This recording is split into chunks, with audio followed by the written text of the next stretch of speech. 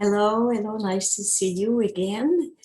For those of you who may be just joining us at this moment, I will tell you that my name is Carmen Fromont. I live in British Columbia. I'm originally from Quebec, and I'm also the author and the coordinator of the Aquarian team. We have 3 books published so far. The third one is just being released at the moment. It's called A New Humanity is Rising. And in that particular book, it's very appropriate for what humanity is going through at the moment. We are presently in the 5th race into the 5th culture, and we're moving into the 6th culture, and there's a lot of friction at the moment between material life and spiritual life.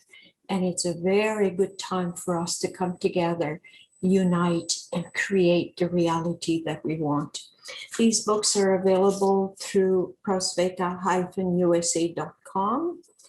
And my subject today will be to talk about how to live a divine life. I'm also a student and practitioner of the teaching of Master Omraam Mikhaël Aïvanhov. I have been studying his teaching for over 40 years. And what I will be talking about today is contained into this wonderful volume. It's kind of the Bible of the disciple, A New Earth. It offers many methods, formulas, prayers, and as we proceed, and if you obtain this book, you will see that everything is in that particular book. So I invite you to like our Facebook page, the Aquarian Team, and the YouTube channel under Aquarian Team, which I hope that our talk today will end up being on the YouTube channel. So I'll give you a quick summary of what we will be talking about, and hopefully towards the end, we will have time for questions and answers. So we'll be talking about how to get up, how to meditate at sunrise, the Surya yoga. We'll talk about gymnastic, yoga of nutrition, how to use every activities of the day, every task to make them more divine, to infuse them with spirit, and how to retire at night. And then I would like to invite you to a very special meditation called a laser meditation, and I will explain it to you when the time comes. But before we start, I would like to share, let's see, am I able to share my screen here? I have to go into here first. I would like to start with one moment of meditation with the song Aum. Let's see, is it coming?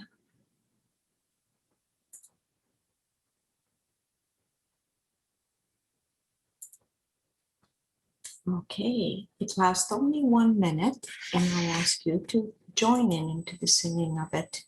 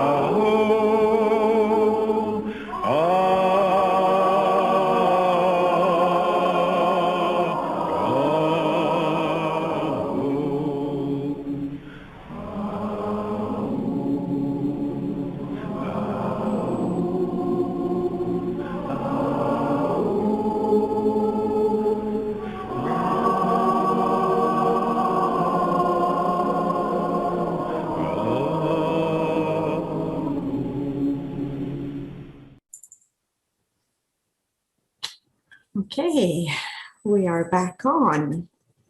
So how to live a divine life? Well, you know when people get up on the wrong side of the bed, that expression, meaning that their day goes with difficulties because they got up on the wrong side of the bed. In French, we say they got up on the left foot. Well, today we're going to learn how to get up on the right foot to start the day right. So the first thing upon awakening or waking up is to try to remember your dreams. It could be that you just jot a word or two or three so that it triggers the memory later on and you can expand more. And then after the few words on the dream, you say a little prayer. The little prayer goes, thank you, Lord, for giving me life and health. Fill my heart with love and give me the strength to do your will so that all my actions may be in your name and for your glory. And then that's when you put the right foot forward so that your day goes right. What that requires is not just like a superstition, but it's to bring your awareness of consciousness to doing things right. Because most of the time we do things repeatedly by habit, by patterns, and we have not our consciousness to what we're doing. What we are asked to do in us as being students of life is to be aware, to be conscious so that we are imbued with spirit, imbued with the presence of mind for details, for attention to things. So once we have put the foot forward, then we go and wash our hands and our face. It is said in the Kabbalah that while our soul goes traveling at night, that a spirit attaches itself to our body. Sometimes it could be astral spirits that come and visit entities. So it is good in the morning to wash our hands and our face so that we can wash away these influences that we've received unconsciously at night. And while you wash our face again, you bring your presence of mind and you say, may my face shine with God's love. You can bring maybe your own words in there, but with the freshness of the water and with the sacredness, you want to bring your mind, your thoughts, your feeling in alignment with your gesture. You can say something like, in the immortal, eternal, everlasting love, may love and wisdom come and inhabit in me, in my being, and may water wash me from all impurities. So then once you have washed your face and your hands, you go out and you salute nature. You salute nature like you're sending something from your hand. Your hand emanates your love and your presence of mind. And you say, thank you, thank you, thank you. I harmonize myself with all the forces of the cosmos, with all the forces of nature. Thank you, thank you, thank you. And this gesture already puts you in connection with the divine. It brings you out of your little self where the mind is always busy going over things and being trapped into many different divided thoughts. By doing this consciously, you bring awareness, you bring the presence, the power of spirit into your being, into your feelings, into your thinking. And then it is recommended to drink a cup of hot water because the hot water will dilate your vessels and will get your organs moving. And it's also very purifying to start with hot water in the morning. Then the next practice is Surya yoga, which is the yoga of the sun. Now, disciples are invited between the spring and the fall equinox to go outside and to greet the sunrise. During the winter months, we do it inside or we do it in front of a candle. The idea is that between spring and fall, there's a lot of magnetic energy, a lot of prana, a lot of beautiful etheric energies that we can absorb without getting cold. So, and why do we practice this Surya yoga? Well, in history, when you look back and you consider the golden ages that have taken place on Earth, whether it was during the time of Ram in India or in the Egyptian times or with the Mayas in South America, they always had the sun as the main theme of their success, of their apogee. So I will read to you the daily meditation that was last week. The daily meditation is a free publication that you can subscribe to where you receive it by email. And again, it's from the prosveta-usa.com. So let me read this little daily meditation for you. It's not the highest ideal. Yes, it is. The highest ideal is to model oneself on the sun, its life, warmth, and light. If your model is a scholar, a writer, a philosopher, or even a hero or a saint, you will no doubt be influenced by their qualities and virtues, but there will always be something missing. Even if you take the greatest masters of humanity as your model, you will still not have an image of true perfection. The image of perfection is the sun. And if in the desire to give light, warmth, and life to creatures, you take the sun as your model, you yourself will be transformed. For even if you never obtain the sun's light, warmth, and life, the very desire to acquire them will propel you to the celestial regions where you will truly accomplish marvels. Your desire to give light, warmth, and life will make you more luminous, warmer, and more alive. So that is the reason why we go to sunrise in the morning. Also, it is said that the sun is the best representation of God on earth, because of the Trinity, the light, the warmth, and the life. So when we go sit down and contemplate the sun, it's like we contemplate our own divinity, our own Trinity. So it's worth preparing ourselves even the night before by settling any issues that had gone wrong during the day. Go to sleep early and peacefully so that you have a good night's sleep. And therefore, at sunrise in the morning, you will not be haunted by the unresolved problems of the day before. So when we go to sunrise, we arrive a few minutes before the sun rises and we contemplate this infinite space, maybe the hues with the different colors that show up in the sky. And we prepare ourselves by calming the mind. And for that, we can use just the word thank you, thank you, thank you, or aum,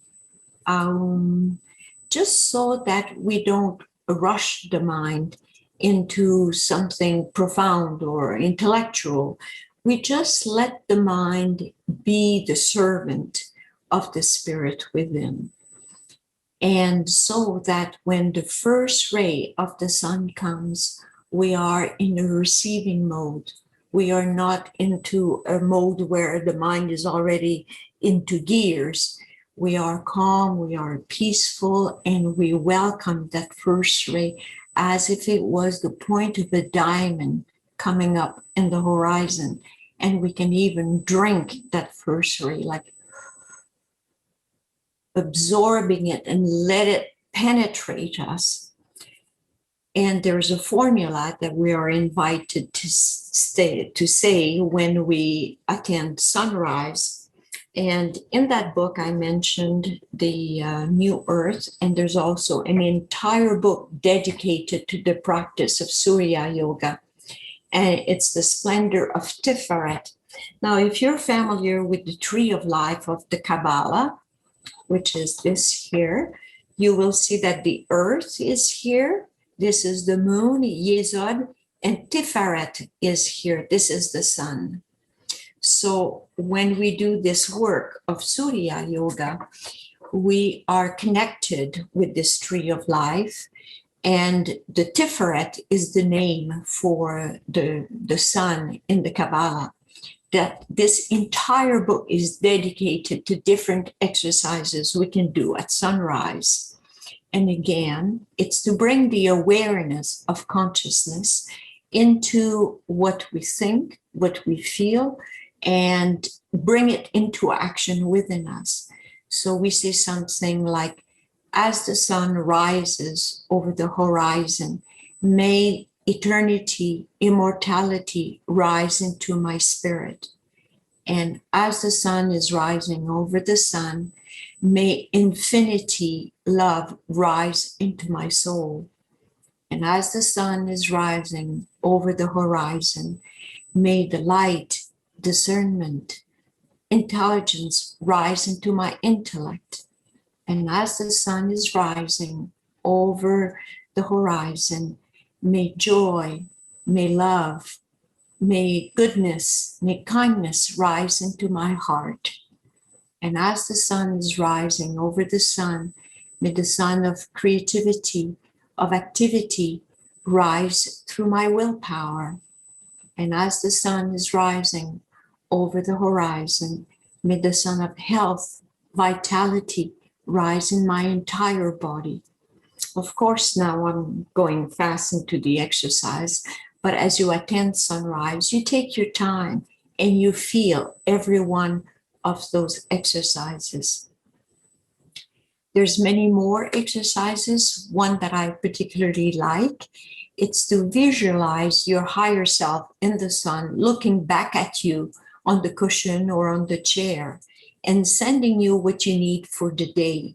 This is a very, very interesting practice. And it's also a difficult one because it forces you to come out of yourself and to visualize yourself talking to your lower self down there and keep that focus.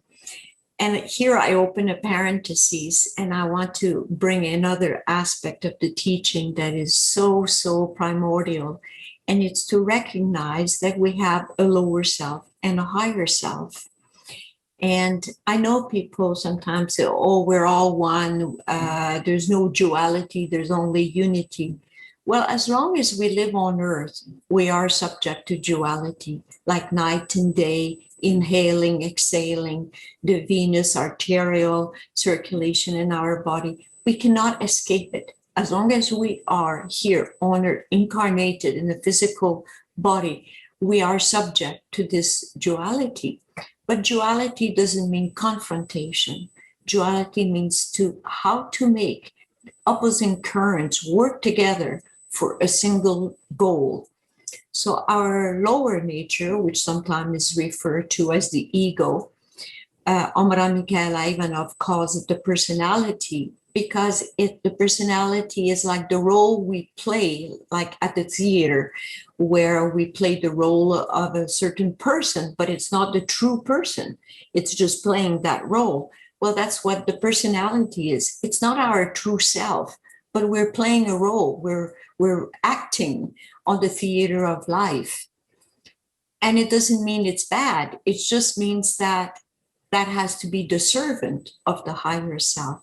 All the energies, all the properties of the personality can be taught to serve the higher self. And the higher self is our individuality. It's the Spirit of Christ within us. It's within us, but it also resides in the sun because we are unable to integrate that higher self at all times. If you take the story of Jesus, for example, you remember where he says, my Father and I are one. Well, then he was merged, he was fused with his higher self. But there were some other times, like on the cross, when he says, Father, Father, why have you abandoned me? He was in his human self and he was suffering. At that moment, he could not sustain the Spirit of Christ through him. And that's how it is. Not a great master incarnated on earth can withstand 100% all of the time the Spirit of Christ, the higher self. Otherwise, we would like explode. It's too much for the cells. So there's this ebb and flow of the higher self coming in and going out. So when we do that exercise at sunrise and we visualize that we are the higher self in the sun, looking back at the lower self down here, what we do is we establish a current so that we are more and more able to allow that connection to flow during the day, during certain circumstances. And if we practice that exercise, it will become more and more natural to feel that connection with the higher self, so that we are guided by premonition, intuition, and even direct acting, where sometimes we may not know why we did something. And it's only in hindsight that we said, wow, it feels like it wasn't me that did that. It's something else that acted through me, because we become more and more receptive and transparent for the higher self to come and shine through us. Another exercise that I like to do at sunrise is to imagine a cascade of energy coming from the sun and flowing over me, washing me and cleaning me, and sending this to the entire earth. Now, the sun does it automatically. Again, the difference here is your awareness of consciousness, to do it consciously with all your might. That means your mind, your heart, and feeling through your body these subtle energies penetrating you and overflowing towards all the planet, all humanity. Now, when we've done a good meditation at sunrise, which can last anywhere between half an hour, 45 minutes, whatever you're comfortable with, we do the pranayama breathing. Again, this is an exercise to enlarge our consciousness and to uplift our energies. In the pranayama, you understand that it's alternating nostril breathing. Each of the nostril goes electric, magnetic, magnetic, electric, and every half hour they change. By doing the pranayama breathing, we bring a balance between the magnetic and electricity in our body. So how we are taught to do it in the teaching of Omraam Mikhaël Aïvanhov is blocking the right nostril, blocking the left, starting with the right. Inhale on the count of 4, hold on the count of 16, and then exhale on the count of 8. And then starting again or the other nostril on the left, holding for 16, exhaling on 8. And you do like 8 rounds of these breathing exercises. To stay focused on what I'm doing personally, I use the 7 colors, starting with the red and going all the way to violet and ending with the white light. So I inhale the red, I hold the red as if it was circulating through my veins and arteries throughout my entire body. And when I exhale, I imagine that the red is overflowing into my aura. So it's like feeding your aura with each of the color. Now, in the book that I mentioned, A New Humanity is Rising, the chapter that I wrote is entitled The Medicine of the Future. And I talk about this exercise of working with the colors because each color has a frequency, it has a sound, and it has properties and qualities. And it also is connected through the frequency to properties, elements like iron. They're tiny particles, but still, if Mother Earth is able to absorb the etheric energy coming from the sun and being able to introduce it into fruits and vegetables, it means that they are already there in nature before they become condensed into fruits and vegetables.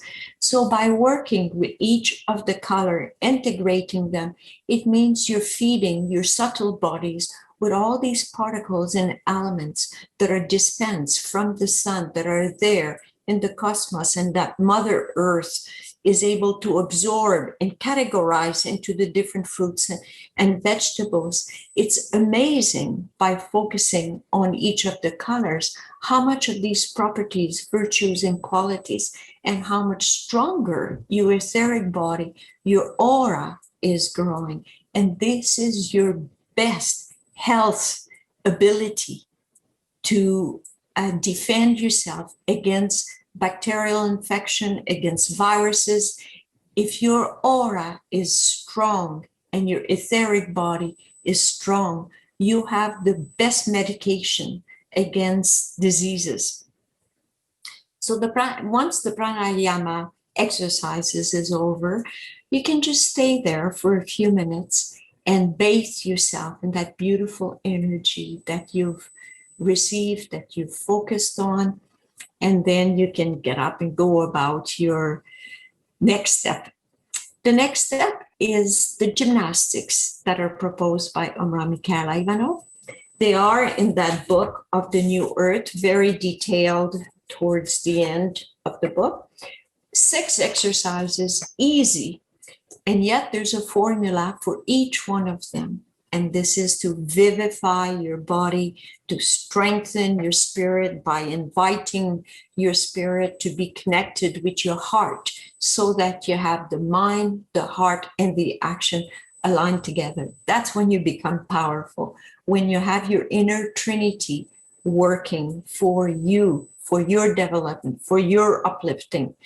And since we are not alone, some of these exercises, like for example, the first one where you wish for all blessings to pour down on me, and you can say on my family, on humanity, you can broaden your field so that you're not doing it just for yourself. And that's what we call working with collectivity. These gymnastics are also on YouTube. If you go under Omraam Mikhaël Aïvanhov, and you go gymnastics, you will find he is himself doing the gymnastics on the video, and the English subtitles of the formulas that go with it are there. Then the next thing I want to talk to you about is the yoga of nutrition. That's such an interesting topic. Now, since we have to eat 3 times a day, we have an opportunity here to develop attention, concentration, and self-control. Not just feeding the body for feeding the body so that we can go and carry some stones around or whatever else, but to use nutrition as alchemy, because truly nutrition is the science of alchemy. It's the science of assimilation and transformation of gross element into subtle elements. So when we eat with full awareness of consciousness, we take this carrot or apple, whatever, hard substance, and we transform it into subtle energies. By being aware of this, what happens is we don't feed just the physical body. We start feeding our astral body, our mental body, and our more subtle bodies, the Buddhic body, the causal body, and the atmic body. And how to do that is to recognize that the first laboratory of nutrition is not in the stomach. The stomach processes the materials that will be used for the different organs. The first laboratory is in the mouth. We are told in the little book entitled The Yoga of Nutrition that in this laboratory that the mouth is, there are glands at the top of the tongue and underneath the tongue that extracts the etheric energies of the food. And if we concentrate on this exercise and consciously give thank you for all the participation of the cosmos into the making of this food. Thank you for the elements that will nourish my body. Just by that exercise, you're already feeding your astral body, just by the feeling you put into it. And these elements will reveal themselves to you, even though it may not be consciously, subconsciously. These elements that are contained will start giving you information for your intellect to start understanding the properties of food. And by saying thank you for this wonderful food, that state of gratitude also feeds your subtle bodies, so that when you eat in this way 3 times a day, or maybe 2, even some people are able to eat only once a day, but by doing it consciously, you receive enough elements, enough properties to sustain your body. You know that people can go on hunger strike for up to 40 days, 60 days, and they survive. But with water, it's more difficult. With liquid, we can go only a few days. And now with air, even less, 4 minutes without air, and already there's brain damage, which means that the heavier the elements are, such as material food, we can live a lot longer. But with air, we cannot live so long, and even less with the heat of the heart. Once the heat of the heart is gone, kaput, life is over, no resuscitation possible. But as long as the heart is warm, it can still revive a person. So it's just to give you the categories between the gross elements and the more subtle elements. There's a hierarchy in every kingdom, whether it's in the mineral kingdom, in the animal kingdom, in the vegetable kingdom, in the human, or the more subtle angels, archangels, divinities, principalities. There is a hierarchy into everything. Life is organized like this. And so it is with food. So in the yoga of nutrition, it is recommended to eat the food that contains the most solar energy, which means it is the richest into etheric particle, and that is what will sustain you the longest. Of course, it is recommended to be vegetarian, because as long as we are connected to eating animals, it means that we are connected with their killing, their cruelty, and their sexuality. They are like our little brothers, truly. The animals are sensitive. They are able to respond. They have a reaction and emotion, especially domesticated animals. And the animals who are going to the slaughterhouse, they know they are going to their death, and they are scared to death. And in the slaughterhouses, because they don't like to hear the screaming and the yelling of the animals, they inject them with tranquilizers. So now not only do we have the fear that is running through their nervous system, now we have the tranquilizers that calm them down. So we have these effects by eating meat. And here I open a parenthesis to share a story with you. When I was a flight attendant back in the 70s or 80s, we were flying on the jumbo 747, and I was working in first class, and we had a passenger that had such a strong body odor. All of us were looking at each other and we said, my goodness. So I figured, okay, I'm going to try to find something out here.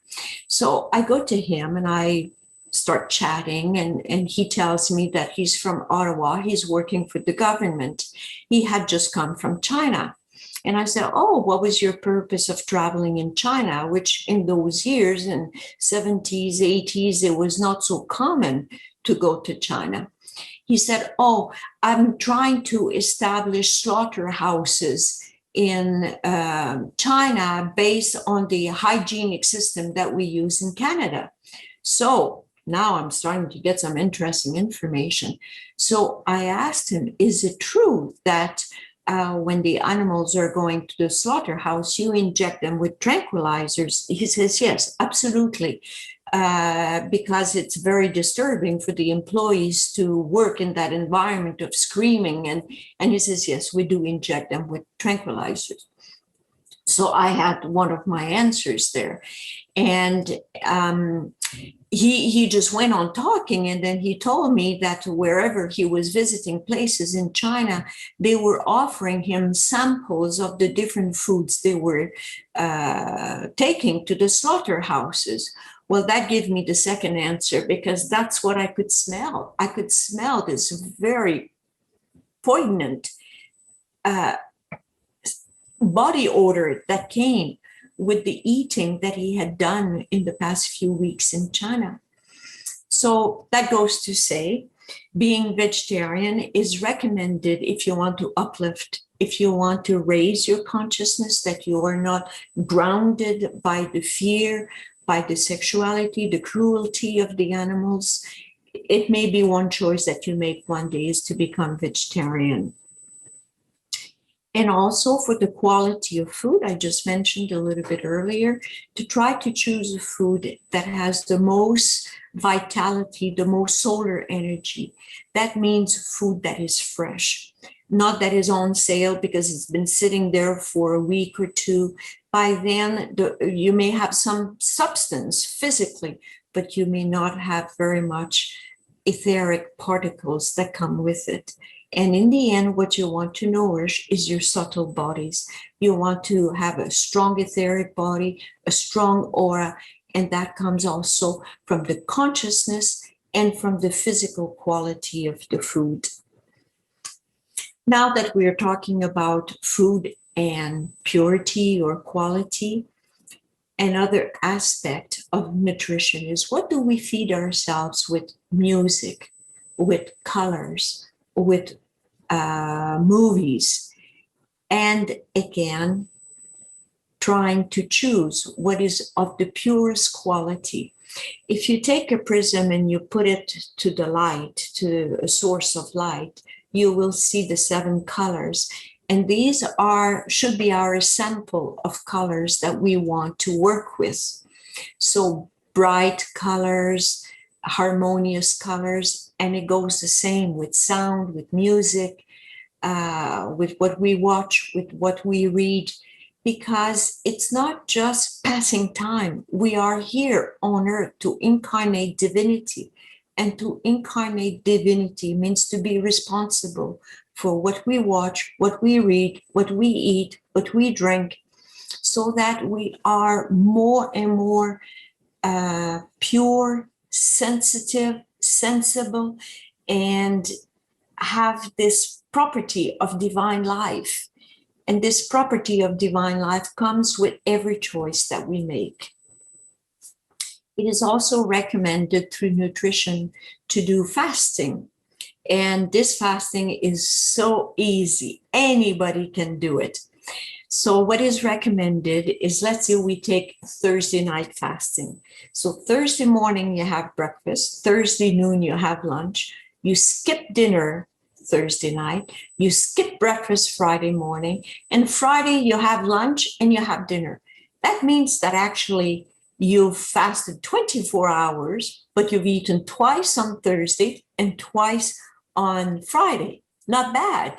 And yet this 24 hours of fasting will allow your subtle bodies to open up, because the stomach is not working on anything heavy and dense. You will feel more sensitive.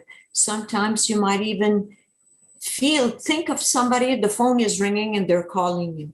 It's like your antennas are wide open to subtle energies, and you start capturing because you're not so heavy with matter and digestion. Something to try.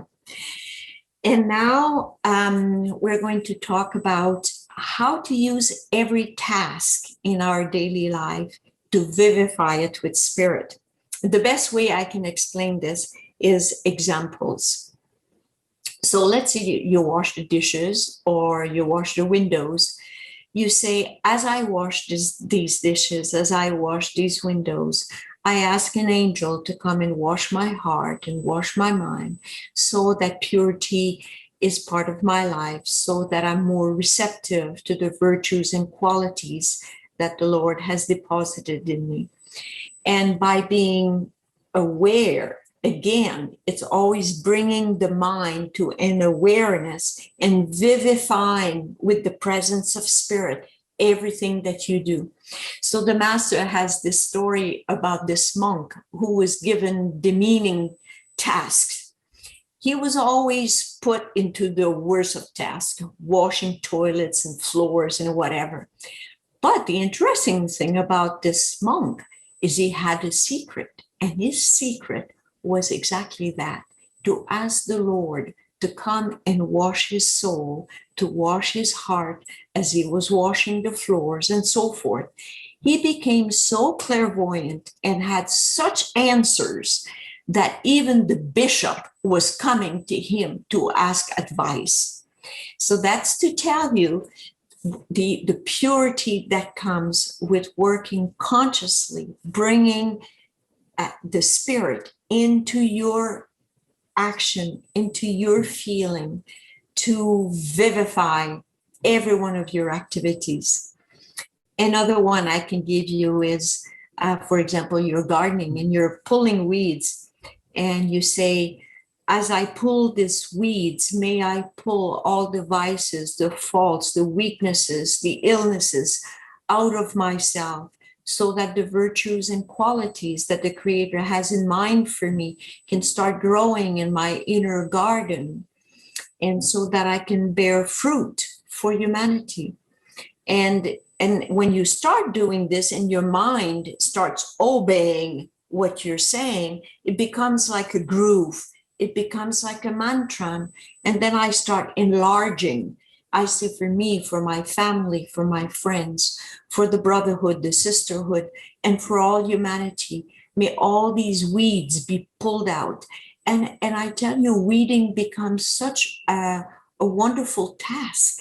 It becomes almost like from season to season, I look forward to going back outside. It brings the mind, you know, the camera, when you focus your camera, it's like the lens goes into a focal point, and from that focal point, it takes the perfect picture, but you have to focus. It's the same with us. Whenever we focus our mind into one point, then out of this comes a supply of energy you have no idea. The reason why we don't get results sometimes in life is because we're all fragmented. The mind is fragmented into 1,001 thoughts in a minute, and the feelings are pulling one way, and the body wants to do something else, and we don't have good results. But when we bring the mind, the feeling into an action, we have this incredible potential of being co-creator, of receiving a tremendous amount of energy.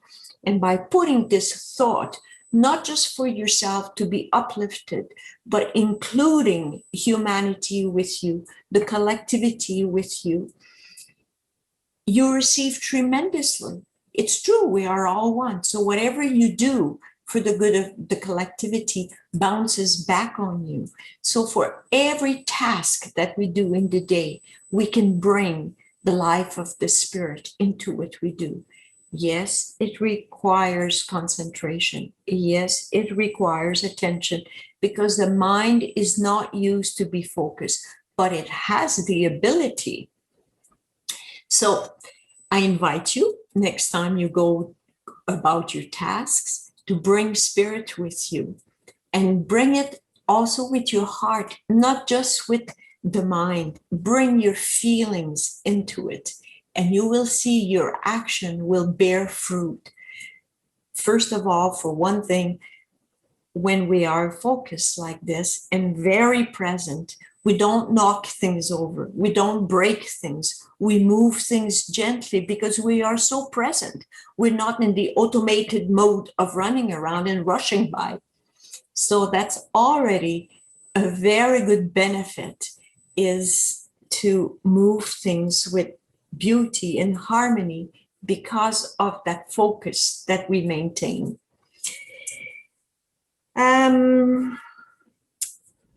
Now let's talk about this collectivity and personality. You remember just a few minutes ago, I was talking about the lower self and the higher self. Well, the higher self always wants to include everybody in its greatness, in its grandness. But the personality always wants to pull things to itself. It wants the attention for itself. It wants to always be right. It wants to impose itself. It's not a very well-trained aspect of ourselves. So how can we bring it to be of service rather than being of demand? And again, that is a training. And what I feel is so wonderful is before I met this teaching of Omraam Mikhaël Aïvanhov, I had tried many paths. I had gone to, and I don't want to name them, but so many different systems. And I was always with affirmations and affirmations, to the point that it was almost like I was denying some parts of me. And it's only in this teaching that I learned that there was nothing wrong with what I was trying to redirect or that I was trying to overcome, that I had to actually use these forces. And the best example we're given by the master is the wheel. Like the wheel, in order to go forward, it needs its opposing forces. And here I'm going to make the movement so you can see it. So what appears to be bad or evil or whatever is actually a force that can help the movement of goodness coming about, the movement of going forward. So if we take these aspects of the personality, be it anger, jealousy, meanness, whatever it is that our ego is very attached to, and we say, come on here, come and serve me. I need you to accomplish a certain work. And being in that state that you're going through at that moment, if you give it a channel, a direction, and you say, with this energy, I want to become a son or a daughter of God. With this, I want to move forward with joy and enthusiasm towards my purpose, towards my ideal. You will be amazed how these forces will not rebel. They will obey. They have tremendous energies, and it's like the roots of the tree. They hold the tree for the tree to bring fruit. So we cannot deny or reject our personality, our ego. We just have to teach it how to use its energies to serve the purpose of what we want. And when we work in a collectivity, when we work all together in that same purpose, you find that there is like a synergy. People come together and it's like you're being supported on the ethereal level in order to work on yourself in an easier mode. It's like with the many, you accomplish a lot more than being isolated, separated, and divided. And so therefore, the advantage of working in a collectivity spiritually is that you are supported in that web of growth. I'm checking the time here, and I think it's going by fast. And the next thing I would like to talk to you about is the laser meditation, which we will practice in a few minutes. The laser meditation comes from, or the laser itself is the acronym laser, from light amplification by stimulated emissions of radiations. Now, laser may be very wonderful for science, and they have many applications, whether on the medical or technical fields. But for the initiates, the laser has been there forever. It was first in the invisible plane before it came down into the physical application. And how we are taught to use the laser as a form of meditation is to focus altogether on one single idea, and that idea is light. Now I'll open another little parenthesis. There's two types of light, and I refer back to the Bible for this. It is said that God created the world on the first day with light. But on the fourth day, he created the higher light and the lower light, which means the sun and the stars and the moon. So what was the reference of the light of the first day? Well, that light is that invisible light that in which we bathe ourselves, we are supported by it, we move through it. It is the light of consciousness. It is the light that allows us to see with the eyes of the mind. When somebody explains something hard to you and you finally get it, you see, oh, I see what you mean. Well, you see with your consciousness. So it is not the physical light that allowed you to understand what that person meant. Therefore, the light that we would like to focus on in the laser is that invisible light in which we bathe ourselves. The whole cosmos is bathed in that light. You can call it the presence of God if you want, but it is called the light nevertheless. It's hard to focus on something invisible, something as invisible and impalpable as the light. So we are invited to focus on the light of the sun, because that's very easy to imagine. I'm going to share here. Let me see.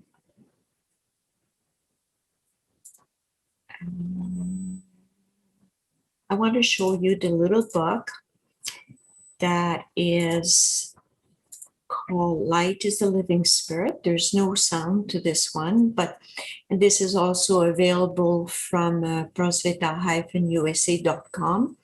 In that little book, you have the very good explanation that light is a living spirit, that the spirit of Christ comes from the light, from the sun.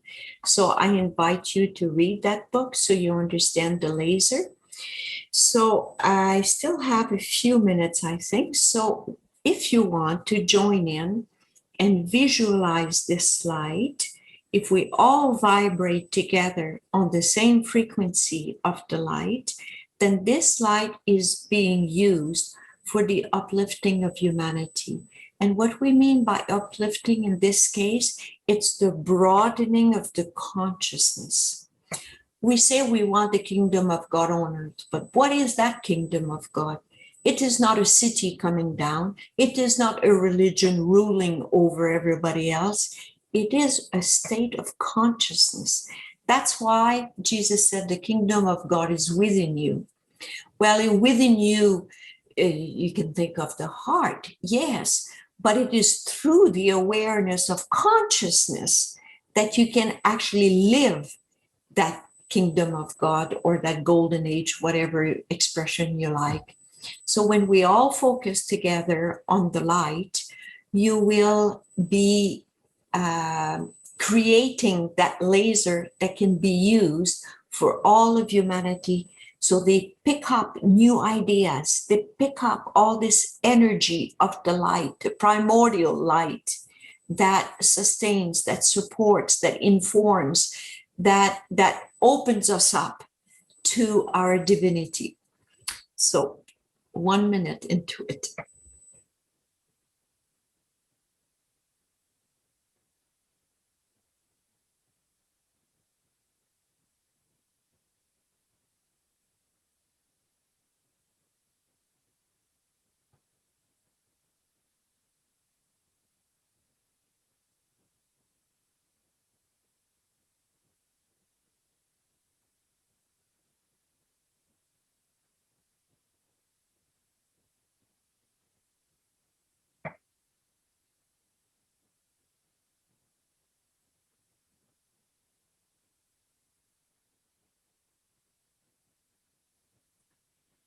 I'm going to make this meditation really short because I don't want to go over my time, but I would like to share one more thing with you.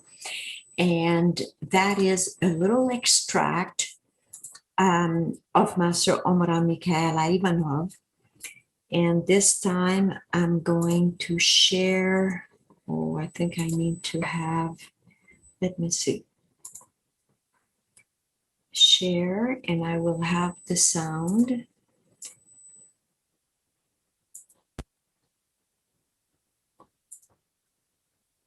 Okay.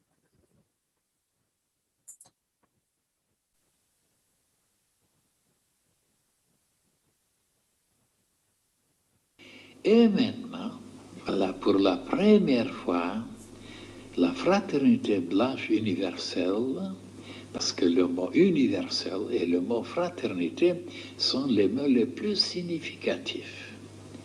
Fraternité, ça veut dire de reconnaître que nous tous, nous sommes des frères et des sœurs. Et que nous avons le même père et la même mère, la nature. Et alors, pourquoi se massacrer? Pourquoi se détester? Quand on est frère et sœur, on s'aime, on s'entraide, on a la confiance, on a beaucoup d'amour. Et le mot universel aussi, ça parle, il ne faut plus diviser les choses. Qu'est-ce que ça veut dire maintenant, le universel?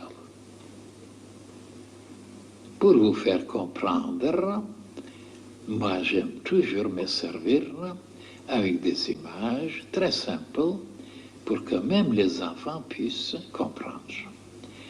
Maintenant, supposez maintenant que je vous pose la question, où es-tu? Vous direz, oh bon femme. Et où se trouve bon femme? Oh, ben à Fréjus. Et où est Fréjus? Où se trouve Fréjus? Oh, ben dans le Var.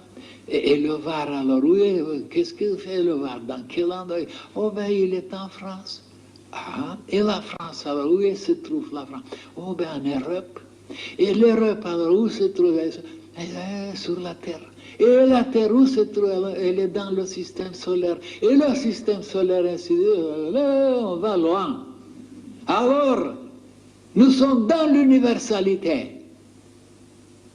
Nous vivons dans l'univers. Pourquoi les humains maintenant divisent les choses, les séparent, les rapétissent? Pourquoi? Pour se casser la tête. Il faut aller maintenant vers le côté universel. C'est ça qui sauvera l'humanité.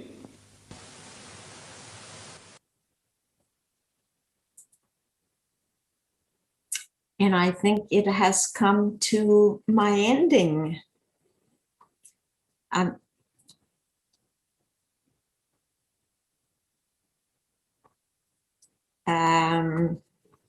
Yes.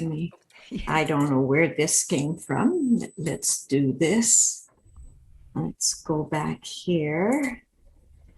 All right. I'm sorry, I am not leaving you much time for questions. You can always send an email at theaquarianteam@gmail.com or go through Kathleen. Thank you, Carmen. Thank you so much for your talk. And you went through a lot of material really fast, and it was very fascinating. How to live our daily lives. Very important, very practical, very Buddhic, as Omraam is. Thank you, thank you, thank you. And I would love to practice the light meditation more and more. So thank you for the teaching on the laser light. You're welcome. Thank you.